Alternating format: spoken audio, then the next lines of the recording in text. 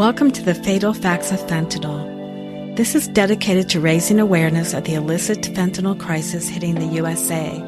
It is killing tens of thousands of people who suffer from substance abuse, disorders, and first-time users. There are no boundaries. It is straight across the board with a number of deaths without any regard to race, sex, socioeconomics, age, education, religious background, or location. It is in every community within our country. The fentanyl crisis is deadlier than ever before for various reasons. It is time to address the many issues surrounding this crisis. It is time to listen and learn from experts. It is time to hear the many stories from people who have lost their loved ones due to death by deception. Change begins with each of us as individuals and collaboration with others towards this positive transformation. The goal is to save lives and families from this travesty. Awareness and education are the key. Knowledge is power.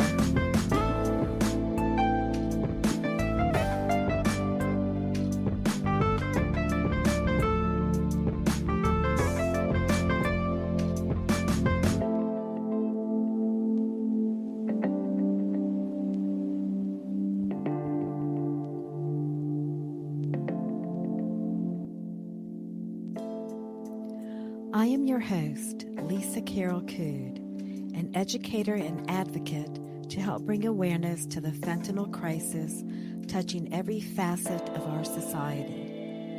I am a mother who recently lost her son to fentanyl poisoning. I know firsthand the pain of grief surrounding the loss of my firstborn son. I created this podcast in hopes of channeling my heartbreak and put my energy into trying to prevent similar tragedies. I find solace and strength in working to spare other families a similar grief and any person battling this addiction. Tragedy has a way of being something powerful. This is in honor of my beautiful son's life, forever 32. Right here on Fatal Facts of Fentanyl, you will learn from experts on the front line combating the many issues surrounding fentanyl. You will hear personal stories from families and friends who have lost their loved ones and have taken their grief and pain to turn it around to make positive changes and bring awareness and education. You will also listen to people who have struggled with an opioid addiction and are still struggling and are now in active recovery. All of us share a common bond. We are all here to make a difference. We are all here to bring you the fatal facts of fentanyl.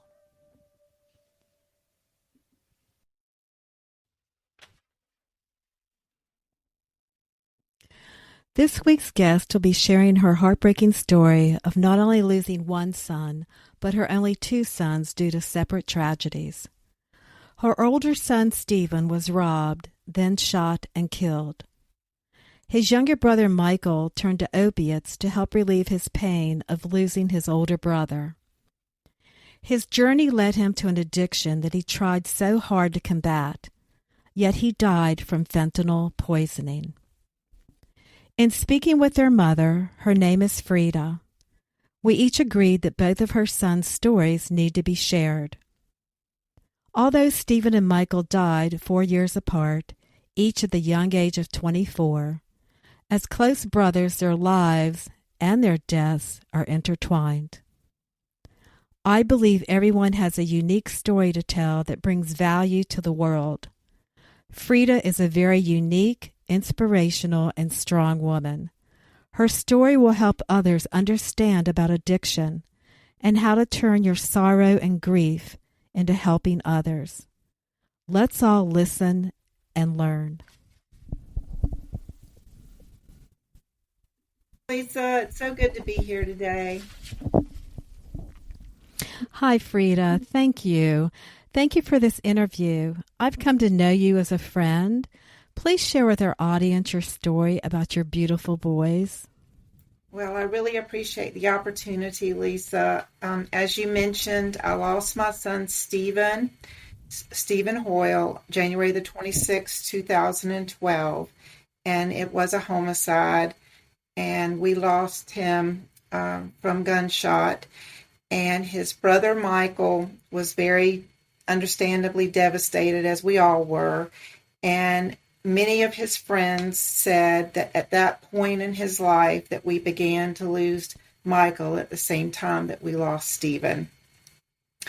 I will say that for myself, I got very busy going to grief groups, trying to get myself surrounded by people that understood, that had also lost someone.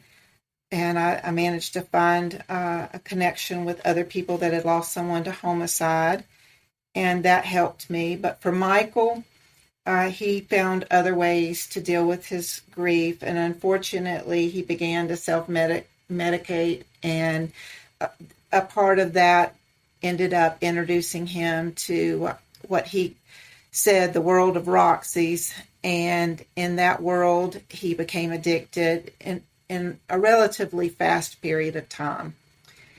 And he also shared with me that as a result of taking the Roxy's and getting addicted to them, that the opportunity to get them was becoming more and more limited as time went on. And he began to get them on the streets, and that's what ended up with his heroin addiction. So we went from prescription pain pills to pills on the street to heroin in a relatively short period of time. Yes, ma'am. I'm so sorry. I know this is painful for everybody within a family. So what I'm hearing from you, Freida, do you feel the pain of losing Stephen led Michael to opiates in order to help him numb and cope with his pain? I do. I feel like that he would say to me, I think this is the best way to remember it. He would say to me, "I'm really proud of you, Mom, for going to the grief groups." I actually began to facilitate some homicide grief groups, and he would give me credit for doing that, for dealing with my pain in that way. He always said that he was just so proud of me for doing it. I obviously would invite him to go with me to some visuals and some other things associated with the things that I was doing around homicide. And he just always said that he just did not feel like he could do that. But as all of us know, we are going to do something with our pain.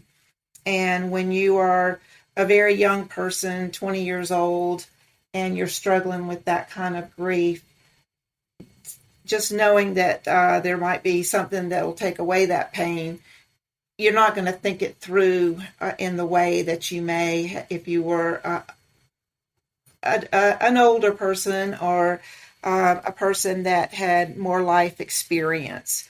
And so for him, that was the choice that he took, just numb the pain. Exactly. I have heard this story before numerous times, and in order to hide the pain, that's actually what addiction is to cover and hide the pain. And unfortunately, the opiates, like you said, it started with the Roxy's, which is actually a form of Oxycontin. Is that correct? That's correct. Okay, and then it moves to the street heroin, and now it's fentanyl that's killing people, and it's more deadly out here. Can you tell me experiences and what you have learned about fentanyl? Well, interestingly enough, as I said, Michael himself told me that he was using Roxy's as he was reflecting back by the time we got to rehab.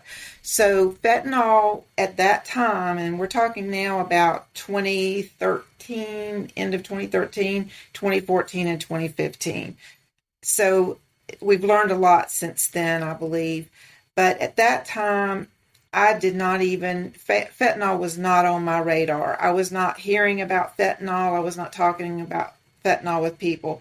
I was talking to people about oxys and having addictions around that and it leading to heroin, but not fentanyl. And so that was a new thing. The first time I heard about fentanyl was when I got the toxicology report for my son. I did not know about it then. So I often say, I wish I had known then what I know now. And of course, it's a huge problem now, and we're hearing it all the time, especially in the grief groups and in the recovery groups. Everybody is losing loved ones to fentanyl. But at that time, I didn't know about it. And that is what Michael died from. And I know that some people do go seek fentanyl. I understand that from just talking with people that are struggling with addiction.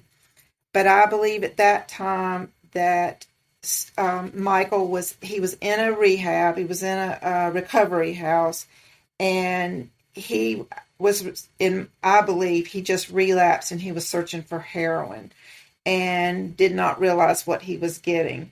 And I do know who he was with, and that story's been pretty much backed up by the person that he was with, that he didn't know he was doing fentanyl. And so when he used what he thought was an amount that he was accustomed to using, it was much stronger, obviously. And it turned out from the toxicology report that he really didn't have any heroin in his system. He had fentanyl, and that was February of 2016. So that was something that I saw in a lot of other reports after his, that for a couple of months after that, we lost quite a few people from that particular type of fentanyl. Freida, you and I share the same story, actually. That's actually what happened, same parallel lives as with my son. He was in active recovery and in a recovery house, and both he and his roommate died of pure fentanyl. And I truly believe I spent the day with him that day, and he showed me no indications of relapsing, which was a shock to me and his family when he passed away.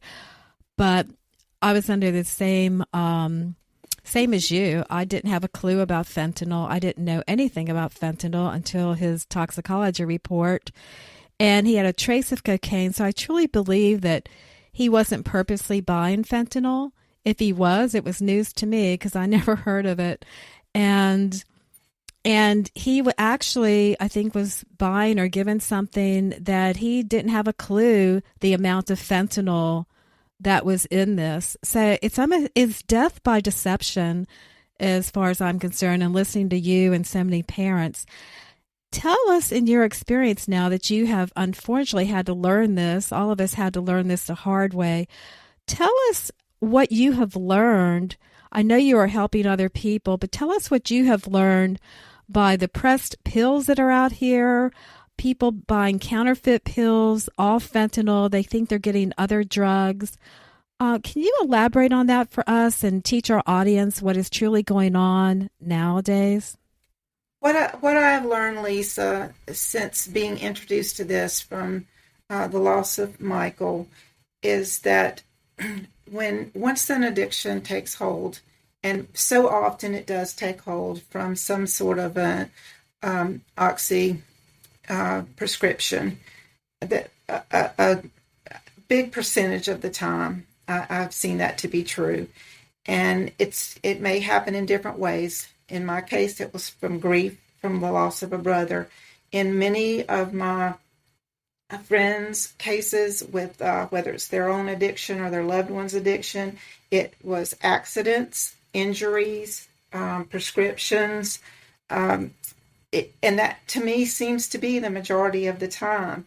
Unfortunately, the hold of addiction comes on very, very quickly with the especially with the young people. I know it's across the board and it does not discriminate, but with the young people, they're a little bit more of a risk taker, as we probably all were, in that they'll say, well, if this makes me not feel it as much, another one will make me not feel it at all. And they just don't even realize the danger that they're looking at. So with the terrible fentanyl issue that we're having, um, the even with the pill mills and the places that were prescribing it throughout the country as these years have unfolded, um, the likelihood that someone would be there that would know that someone could be addicted that was there. I've oftentimes heard that right outside the place where they went to get their prescription, there was somebody that they could go to if they couldn't get what they needed. That would literally be in the parking lot, just pretty much waiting for them. So it's become it became, as the pain clinics popped up all across the country, and as it became more of an epidemic, it was so easy. It was actually easier to get it from the person on the street than it was to get it from a doctor or from a clinic, because they began to put it in the computer that you were getting it, and they could compare and they could see if you were getting it somewhere else. And it became more expensive for them, and it was cheaper on the street. And so what I didn't understand that I understand now is that you can get a bag of heroin or a bundle for $10, or in some places up the road you might be able to get it for $8, and you might have to pay $25 or $30 for a pill. And so obviously it just as the addiction kicks in, it makes sense to just be able to get as most as you can. What I didn't know that I know now is really oxy and heroin is the very same thing. It's the same drug. Stigma makes it sound like you're taking something a lot worse if you're doing heroin versus taking something that was prescribed. But it's really the same thing. And the fentanyl began to show up because it was cheaper and it could be cut into the heroin. It was cheaper for the dealer. And it was easy, especially in the beginning on the East Coast. It would come in from China, and it was easy to put it into as a powder into it. That would have been a little bit more difficult with black tar coming up from Mexico into the West years ago. But it was easy with the powder to cut it into it. And so that became more of the go-to. And the stronger the addiction, the longer the addiction has gone on, and tolerance begins to build. That's why you do hear people saying that they actually were seeking some fentanyl, because they knew that that would give them what they needed to not be dope sick anymore. And the fentanyl from China was being, like the Fentanyl fentanyl definitely came from China, and it was being ordered online. So it was an opportunity for people to make a lot of money and sell it really quickly, because the amount of people that were in addiction had grown substantially over the years that my children were, or our children, I should say, were in those very vulnerable times in their lives. So that's, I guess, the biggest lesson that I've learned from it is the danger of the respiratory system shutting down is something that we're hearing more about. But I don't know that in 2016, I don't really know that my son even was worried about that. I think that he just thought as long as he could measure it out and he was doing what he was had always done, that he didn't have anything to worry about. And I really think that that was the case then. I've also heard people say that they started getting worried about the fentanyl being in heroin. And so they started doing some other types of meth has risen and has gotten more popular. And there was an illusion that, well, the fentanyl showing up in the heroin, but not necessarily in the meth. But that's not even the case anymore. Now it's showing up in everything, the meth, the cocaine, as well as the heroin. And most of the time with addiction, it really is polyuse, because you've got to have something to get you back up again if you're still working, if you're still doing something. I didn't understand any of those things when my son was living, but I do understand them now. Yes, ma'am. I understand more about it myself. We've had to educate ourselves over the years, and it's not been easy. Um, However, I don't want to give up on hope, and I know you don't either. You're truly an amazing and true inspiration, and I'd like for you to share with our audience all of the many projects that you have established and work on in honor of your son's lives. Oh, I'll be glad to. And thank you for the opportunity. My son, Stephen, he had a tattoo that said no, K-N-O-W, hope. And his no hope tattoo kind of surprised me. It was the first one he had ever gotten. And I didn't have one at the time. And I was just questioning him about why he got that. And he said, "You got to know hope, Mama." And that just really has stuck with me, particularly after losing him. And so I have started a nonprofit, No Hope North Carolina. And the mission of that is to remember all of those that we've lost and to give hope to those who are struggling, and of course to support those in recovery.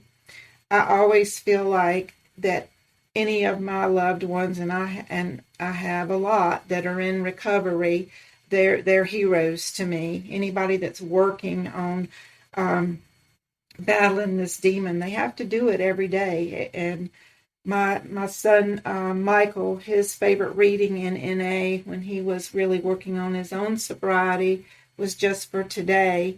And I feel like that No Hope and Just for Today go together very well, because that's all any of us can do. Just for today, no hope. And I feel like that the grief that we are experiencing in these horrific losses that we've had is very parallel to being in recovery. I'm not trying to say at all that I don't think that their struggle, a person that is in recovery, is not different, in the sense that I know that being dope sick and the shame and guilt and all those things that go along with addiction are just absolutely horrific. But where I see the parallel is that once we have this kind of grief, or once we have this kind of addiction, it's with us. We have to face it every single day for the remainder of our lives. We can't just walk away from it. And I know that my son, if he had realized, and again, I'm talking about Michael and his addiction, if he had realized that once he opened that door to the Roxy's, which led to the heroin, which led to his death from fentanyl, that he would have never opened the door.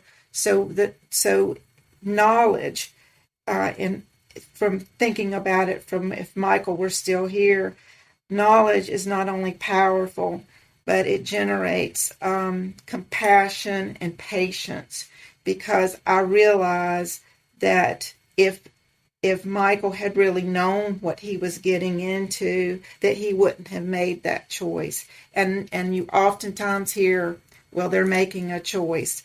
And my response to that is, they may have been making a choice in the beginning, but once took a hold of them, once they were in the throes of addiction, once their decision-making capabilities became compromised, and once all the triggers of dopamine and wanting to use again kicked in, that's not a choice. That's an addiction. That's a brain disease. And that's something that they have to struggle with every single day of their lives. And to me, that's a brave person that says, enough is enough, and I'm going to put this down, and I'm going to give up everything I know to go into some kind of a program for a period of time and work on myself and be willing to get up every day and do it again. Yes, you're very correct when you say that. I used to tell my son, "You are the strongest person I know in order to face this and try to do something about it, because it takes a lot of strength and courage, and it is not easy. It's like a merry-go-round that someone cannot get off of."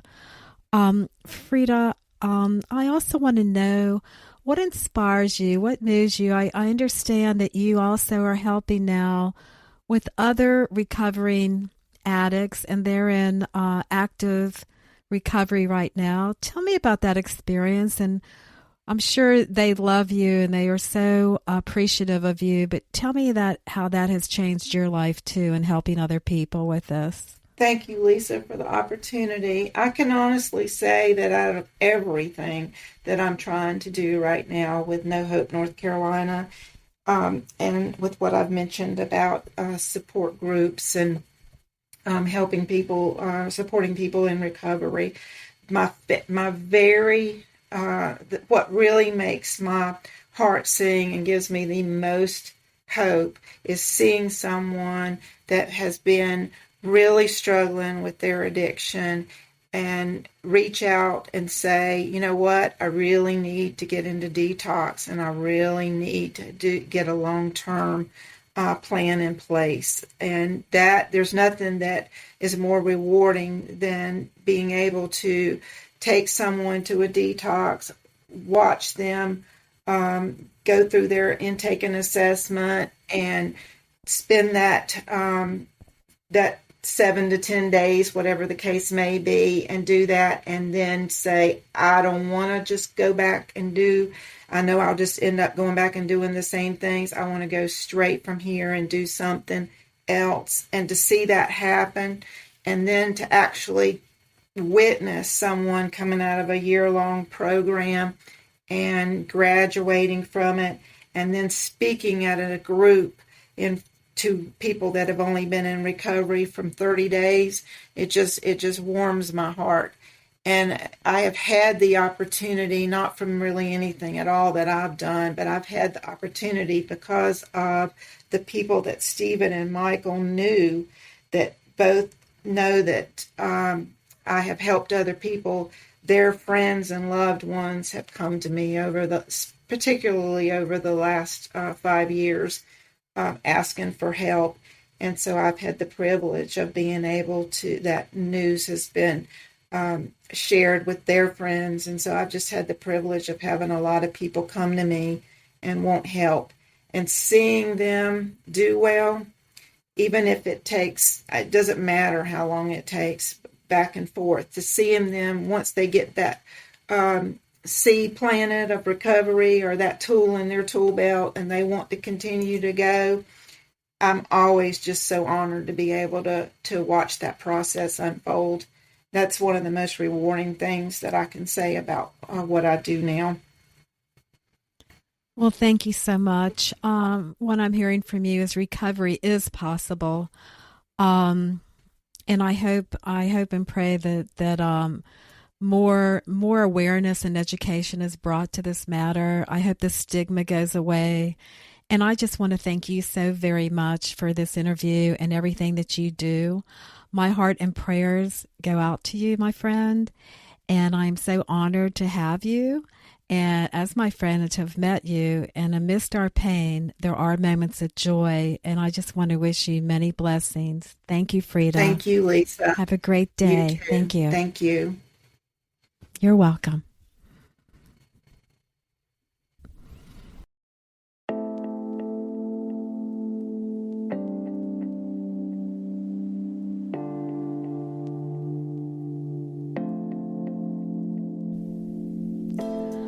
To our listeners, thank you for tuning in. Please subscribe to this weekly podcast. Visit our website, which is linked below in the description. On the website, click on the social media icons, and feel free to share this podcast with others. And also, please leave your reviews and ask questions that you would like for me to ask our guest for our next episode, dealing with the fatal facts of fentanyl. Enjoy your week. Many blessings.